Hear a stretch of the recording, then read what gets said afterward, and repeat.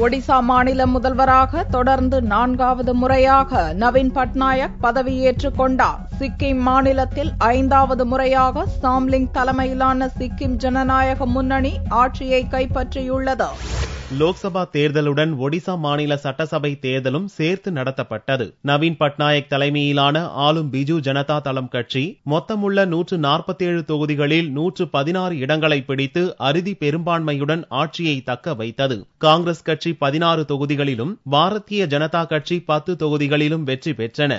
அமோக வெற்றி பெற்ற 67 வயது நிரம்பிய நவீன் பட்நாயக் புதனன்று காலை தலைநகர் புவனேஸ்வரில் உள்ள ராஜ்பவனில் நடந்த விழாவில் முதல்வராக பதவியேற்றார். அவருக்கு கவர்னர் எஸ்.சி. ஜாமீர் பதவி பிரமாணம் செய்து வைத்தார். 2000ஆம் ஆண்டு மார்ச் 5ஆம் தேதி ஒடிசா முதல்வராக பொறுப்பேற்ற நவீன் பட்நாயக் இப்போது தொடர்ச்சியாக 4வது முறையாக முதல்வராகி சாதனை படைத்துள்ளார். சட்டசபை தேர்தல் மட்டுமின்றி லோக்சபா தேர்தலில் மொத்தமுள்ள 21 இடங்களில் 20 இடங்களை பிஜு ஜனதா தளம் கைப்பற்றி சாதனை படைத்தது குறிப்பிடத்தக்கது. இதேபோல் 32 தொகுதிகளை கொண்ட சிக்கிம் மாநில சட்டசபை தேர்தலில் முதல்வர் பவன் சாம்லிங் தலைமையிலான சிக்கிம் ஜனநாயக முன்னணி 22 இடங்களில் அமோக வெற்றி பெற்றது.